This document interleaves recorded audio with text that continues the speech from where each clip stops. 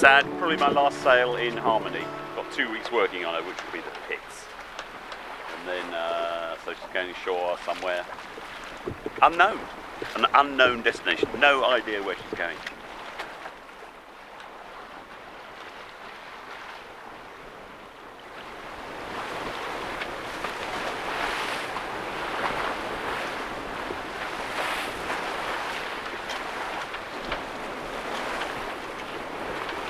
This is my last sail in the boat, and I shall really miss this. She likes good, strong winds and the right amount of sail up, and she just chonks along. She's going very nicely now, beautifully through the water. And there's a lot of wind out here today. I mean, I've got a deep reef main and a third of a Genoa. I'll poke you out here and let you see, but what a treat. She's been great.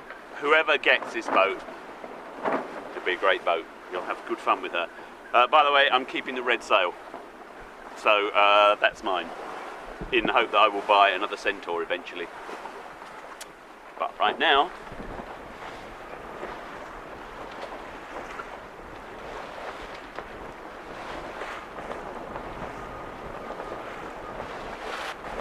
what can I tell you about sailing a Centaur? They have a reputation for not being good boats. In my experience, it is an excellent boat, absolutely excellent. What you can't do is do the lazy thing. Blokes with deep keels, when a gust comes, they just let the boat deal with it themselves. And if it gets over canvassed, it gets over canvassed, and you kind of lean over and then come up into the mid. If this gets over canvassed, that windward keel comes out of the water and it starts cavitating. She just drifts off sideways. So, what you need to do is to have the right amount of canvas up for the boat, for the conditions. And right now we're doing 5.8 knots. I think the tide is coming in a bit, I'm not sure. Still not sure, but we're doing 5. Weird things go on in this gear lock.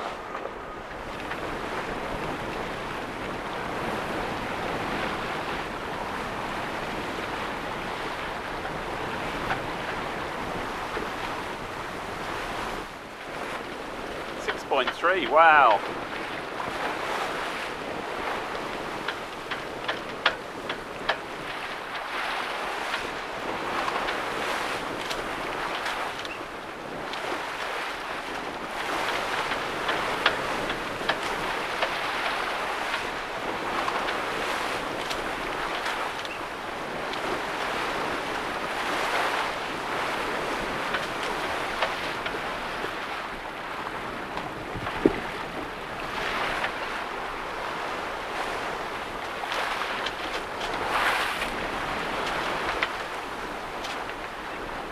I think you can come off the wind a bit more, John, might as well.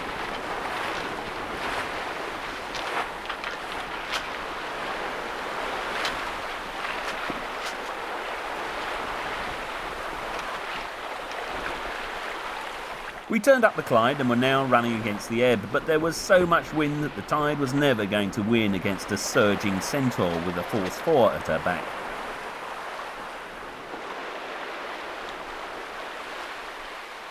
As we came up towards the point where the Clyde takes a sudden right-hand turn, the waves were building up rather nicely.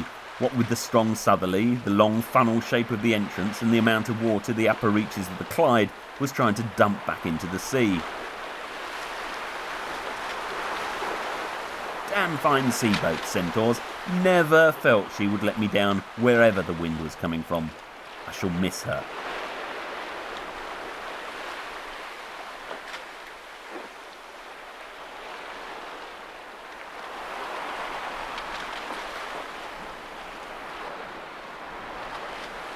As I undertook this last journey in Harmony, I thought back across the 8 months I had been sailing her.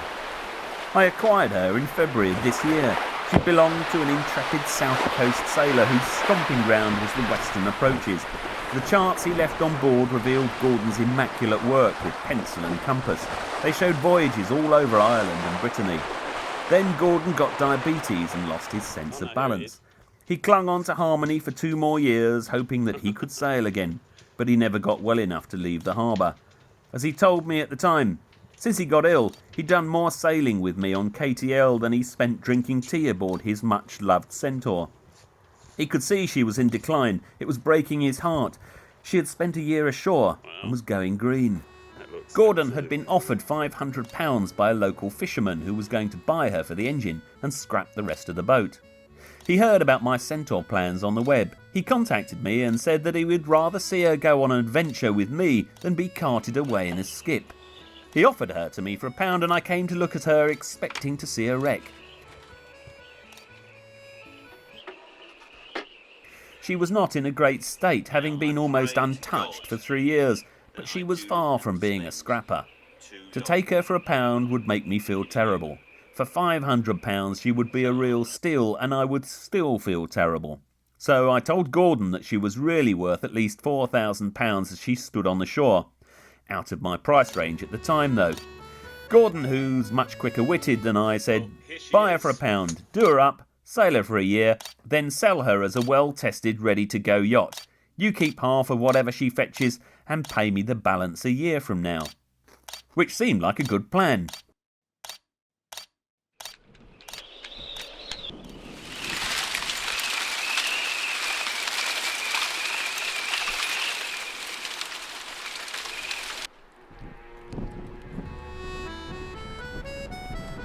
I cleaned everything, cleared out stuff and started sticking and fixing everything I could lay my hands on.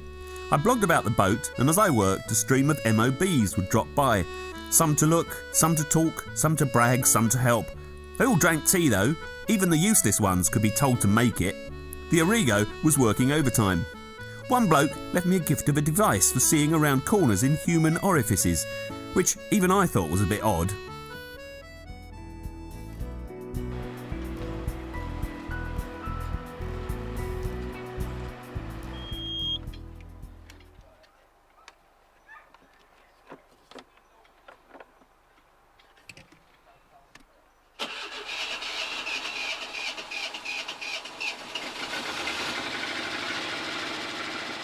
Harmony and I packed a lot into those 8 months. Looking back over those films now makes me happy. 2 months sailing the Solent and seeing it in all its moods. I hope to overnight in some of the classic ones and also explore the little hidey holes. Christchurch, Newtown Creek, the Bewley, the Medina above Cowes, Southampton Water and the overcrowded 3-mile long boat park that on a bank holiday Monday gives birth to the mighty shiny plastic convocation that is the Hamble Scramble.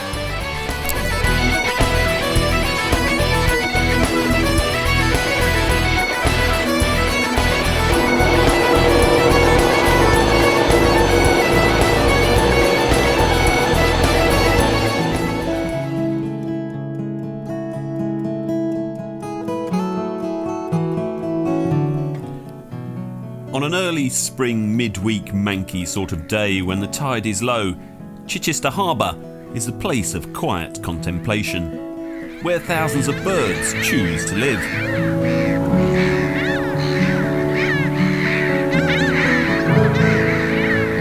The only other people about are sailing obsessed yet still fit old blokes at ease with their yachts. Like them I like low tide, and I also like mud. Mud is the goodness of life distilled, teeming with nutrients, which make food for molluscs and invertebrates who are the food for the birds whose aerial expertise is the glory of nature.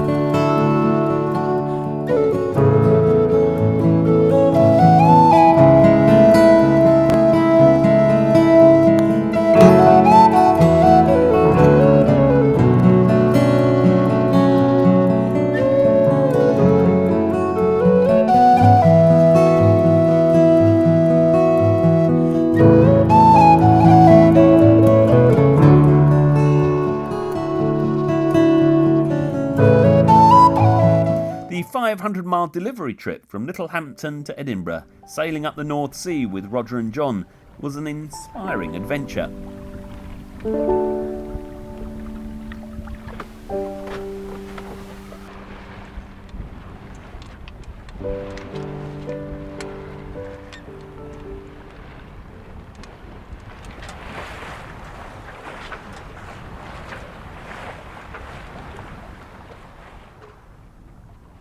It's about 3:30 in the morning, maybe 3 o'clock in the morning, and we're just about coming up to the the end of our first 24 hours and we've done 85 miles, which given the wind direction isn't that bad.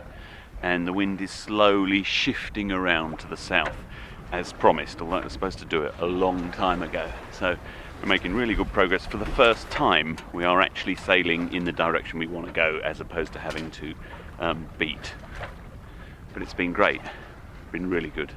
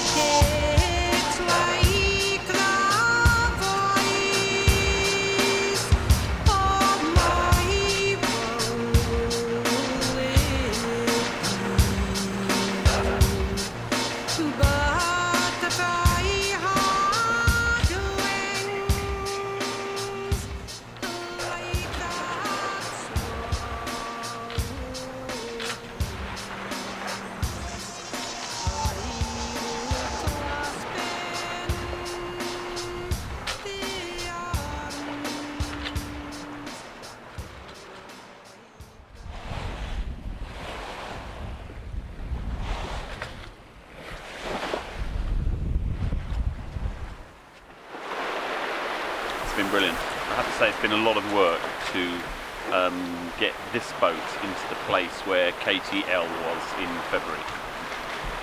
Massive amount of work just to change boats, but it's been fun. I mean, you only go round the hamster wheel of life once and you might as well enjoy what you do, and I've had a fantastic time. Still am having a fantastic time, and I really hope it's going to be a brilliant summer.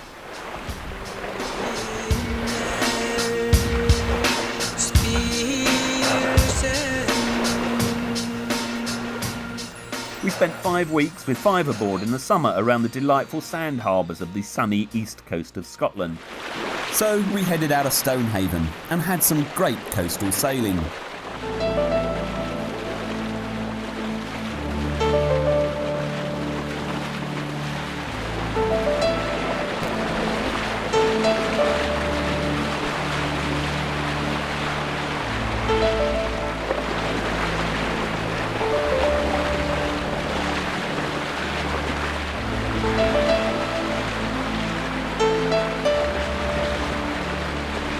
The wind had swung around to the south and brought warmth and sunshine with it. A sunny midsummer Scottish day is a lovely long thing to experience, especially with a force 2 or 3 filling the spinnaker. What is?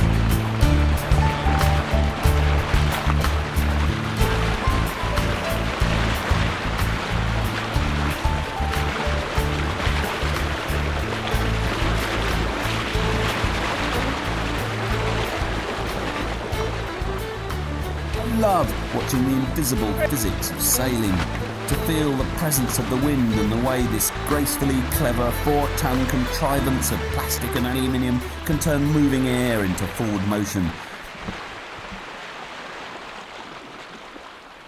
I'm amazed that others do not gaze in awe at such a miraculous machine.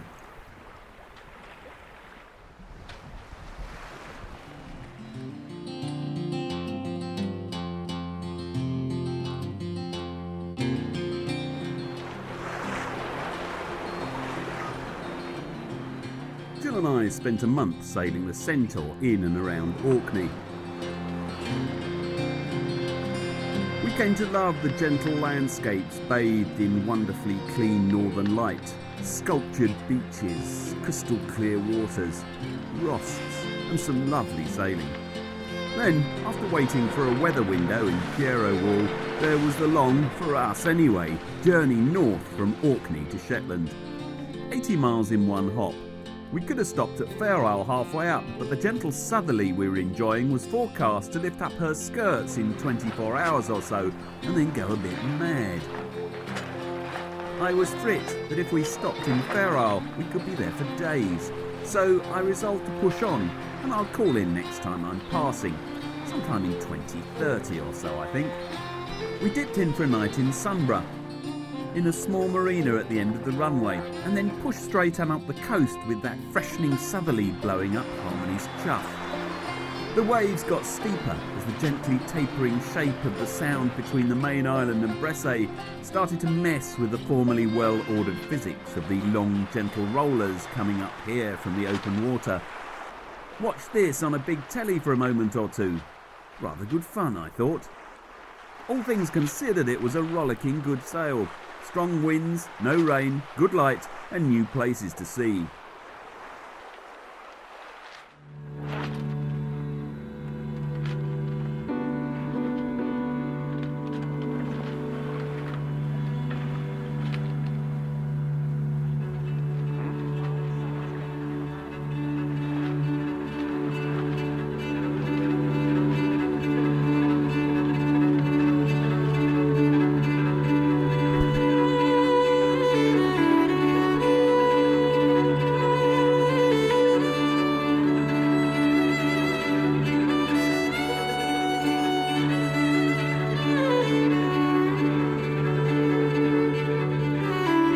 Later on in our long northern latitude day, the sun came out and that amazing Shetland light appeared. Suddenly, being a good cameraman became a piece of cake.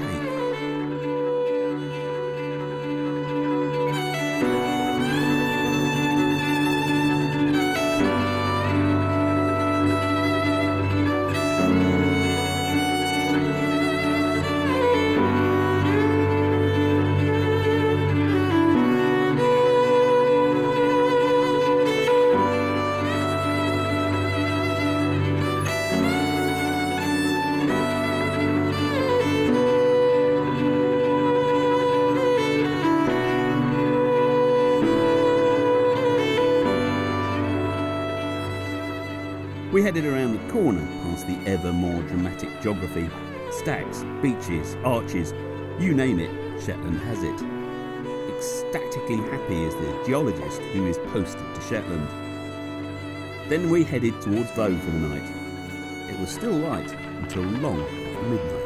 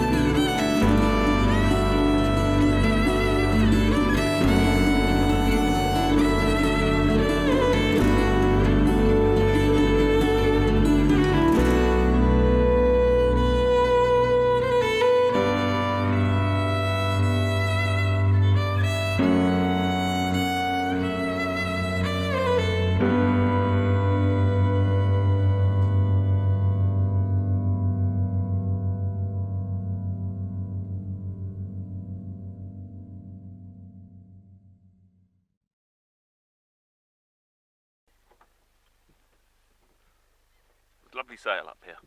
A few too many mussel and fish farms though. However, I guess they've got to have it.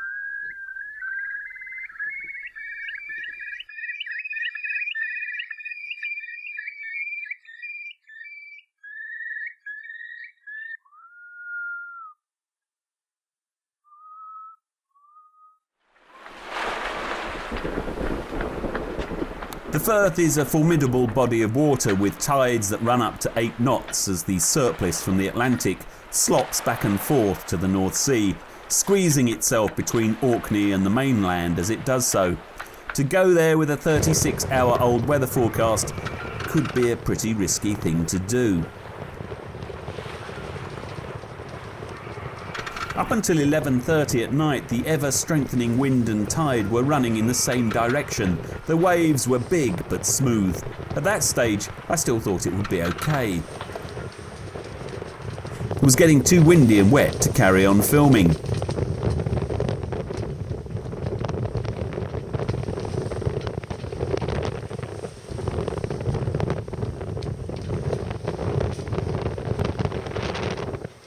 What did you say? The waves are getting bigger. They are.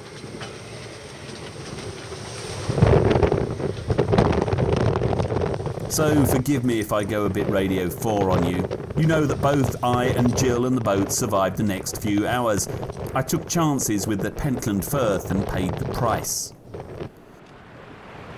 Then about midnight the tide turned, and by 12:30 a.m. it was bloody horrible, the worst I've ever been out in.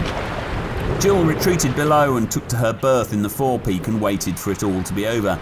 She was behaving rationally. As a sailor's daughter, she knew that she had to keep warm and ready for action should it be necessary to call her out into the cockpit. There was no point in her getting wet and cold as well. I put the companionway boards in and pulled the hatch over. I sat disconsolately in the lurid puddle that filled the corner of the cockpit and tried to stay out of as much of the weather as I could. You could see in the last shots I took at about 11:15 that it was starting to get bad. These were wind with tide. There was no more than a shirt's worth of red Genoa out. The boat was reaching along generally towards the south at 5 knots. Those twin keels were making her hunker down into the water, and the westerly knuckle was turning away the worst of it. The drive in the hull gave the tiller pilot, slaving away heroically inside its plastic bag, lots of forward motion to work with. But we were being driven inexorably to the east by the flood tide. The wind was howling in the rigging. Spray from the confused waves was regularly coming over the dodgers. In retrospect, the Centaur was doing really well. I, for my part, sat in the corner under the spray hood and thought about life and tried to count my blessings, but the fears started bubbling to the surface. Drowning is always a possibility for any sailor, but the truth is that most recreational sailor deaths are in the dinghy 50 yards from the shore. Not many of us drown at sea. That night, huddled in the cockpit of a 45-year-old yacht I'd bought for £1 just over 6 months earlier, I started contemplating the things I had left undone and that could go wrong.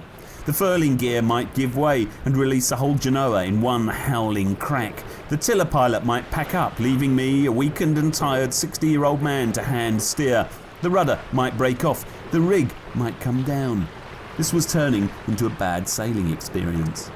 For a while, I contemplated calling the RNLI, but in the end I decided that the humiliation would have been too great. Nothing had broken. I was just tired, cold, and a bit frightened. I contemplated turning downwind and running before the storm, but I wasn't sure that I could outrun the waves. Better to keep them coming onto the bow quarter with the boat sailing hard and consistently. The momentum of that Centaur hull, the gentle suck of those keels, kept her going pretty well, and in the right direction. There was only 3 hours of darkness. 3 hours! The perception of time at sea is a slippery thing. It felt like 2 days. The relentless slamming, the confused seas, the waves looming white and huge and threatening coming at us out of the gloom, the needle-sharp ice-cold spray sweeping the cockpit again and again. As a solo sailor, if I get myself into trouble and die, then it's just me. If I have male friends on board, then at least they were volunteers and were prepared to face the risks.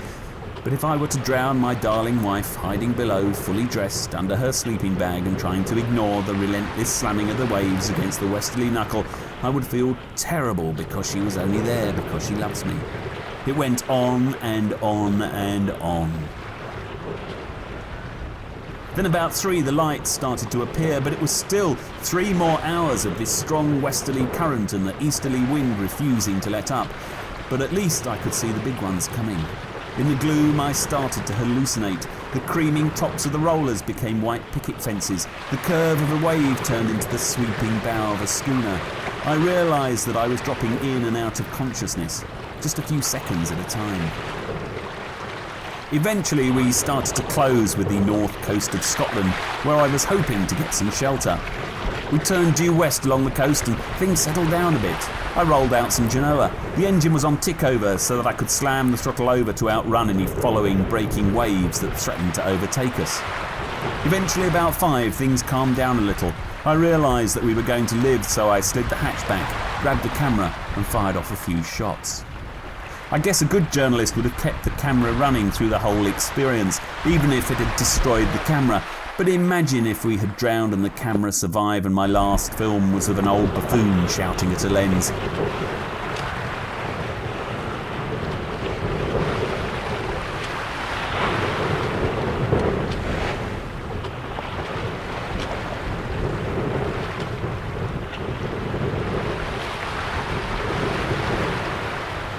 I've often heard it said by barroom sailors that the 2 best days in the ownership of a boat are the day you buy her and the day you sell her.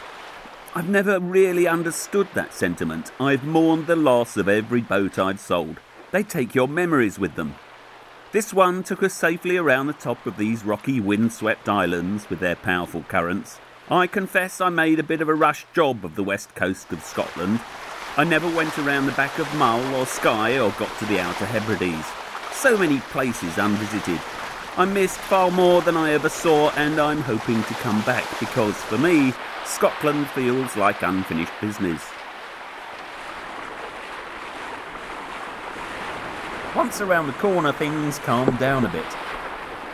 But the Clyde is a busy waterway. Some sailors are intimidated by big ships, but I know that as long as I stick to the shallow bits, I'm perfectly safe. You may have a massive red ensign.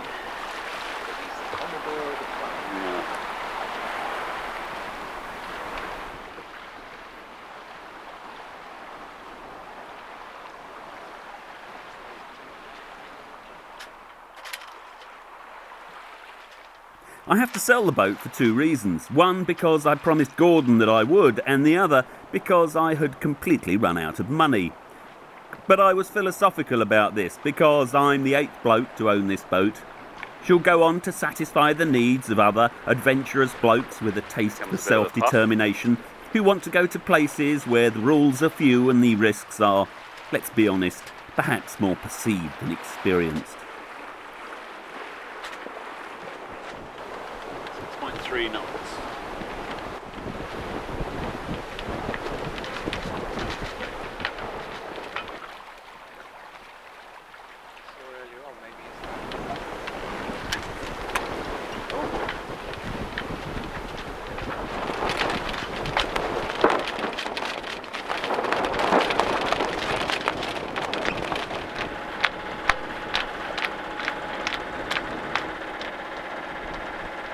Quite a tide running.